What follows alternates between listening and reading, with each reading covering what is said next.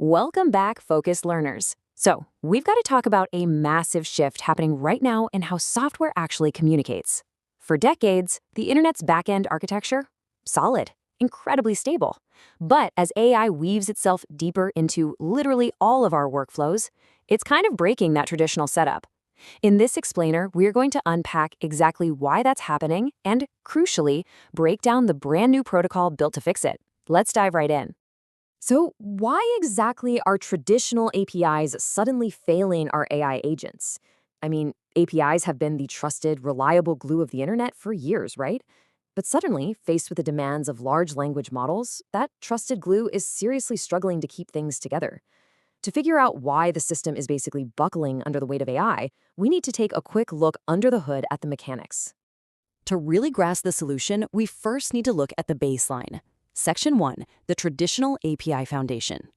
Okay, so at their core, APIs, application programming interfaces, are built for computers talking to other computers.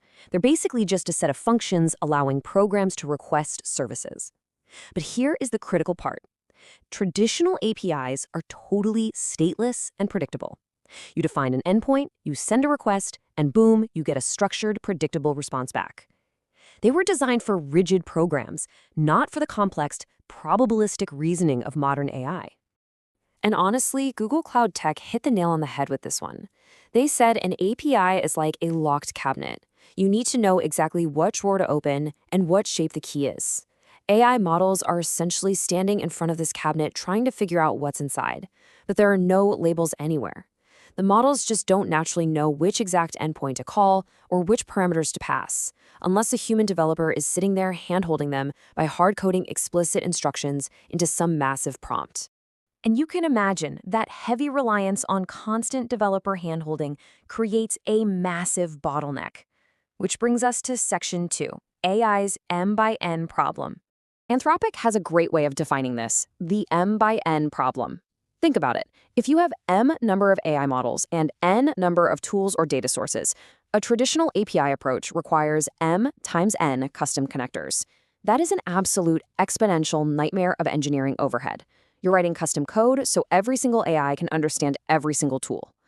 What we actually want is an M plus N architecture, one unified protocol for infinite interoperability, where every model and tool only has to connect once. Period. And that brings us to the real hero of our story today. Section 3, Enter Model Context Protocol, or MCP.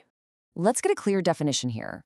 The Model Context Protocol is a high-level AI orchestration protocol that enables agents to automatically discover tools and maintain stateful context across workflows. This is a total game changer. It completely shifts the dynamic. Instead of a human writing explicit code to tell the client exactly what to do, the AI model itself is empowered to actually reason through the tasks based on the environment it dynamically discovers. Codecademy actually provided a fantastic analogy for this. They said MCP is like USB-C for AI. Think about the dark ages before USB-C, right? You had a drawer stuffed with dozens of custom cables for every single device. Now, you've got one standard connection that works for almost everything. Well, MCP acts exactly like that. It's a universal, plug-and-play semantic layer, but for AI systems trying to connect to your data. But here's a crucial point. MCP does not destroy or replace APIs. APDEX summed this up perfectly. APIs are like individual Lego blocks. MCP is the instruction manual that helps AI figure out which blocks to use and how to combine them. It's such a good way to look at it. MCP doesn't replace your underlying data or those fundamental Lego blocks. It just gives the AI the contextual awareness it needs to actually build something dynamic and useful out of them. So, how does this translate into actual technical superpowers? Let's get into Section 4, Discovery and Stateful Context.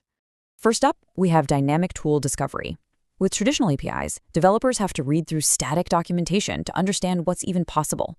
But with MCP, the AI connects to the server and effectively just asks, hey, what can I do here? And in return, it dynamically receives a JSON RPC 2.0 manifest that details all the available capabilities.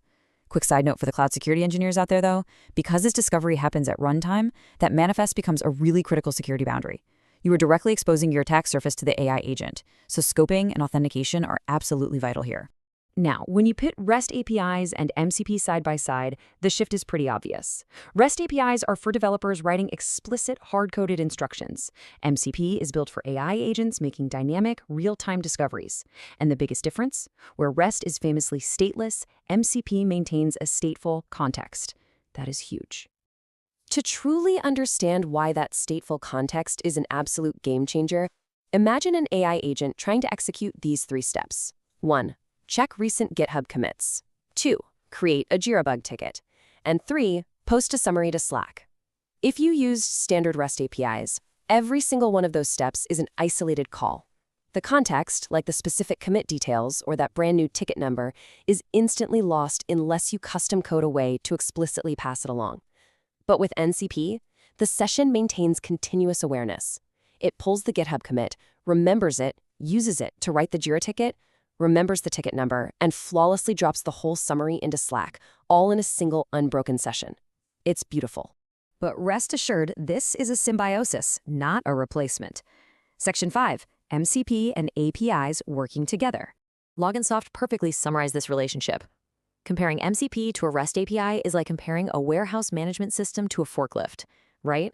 The REST API is the forklift. It handles the actual physical heavy lifting of moving data from point A to point B. But MCP is the warehouse management system sitting above it all, intelligently orchestrating the workflow across the entire warehouse floor. So, practically speaking, how do you divide the workload? Well, you absolutely still rely on traditional APIs for web and mobile apps, microservices, and high-frequency deterministic operations, things like payment processing. But you bring in MCP for AI assistance, orchestrating complex multi-step workflows, and building any kind of conversational UI. The smartest approach for modern infrastructure is to keep your core APIs exactly where they are, and just wrap them with MCP servers to make them natively AI-friendly. And this evolution points toward a really exciting future: unified MCPs. Imagine a single MCP server that normalizes access to an entire category of tools, like a unified CRM MCP, for example. Instead of managing separate connections, your AI connects just once and can seamlessly understand and orchestrate data across Salesforce, HubSpot, and Pipedrive simultaneously. This drastically simplifies enterprise backend architecture while finally actually achieving that M+N interoperability we talked about earlier.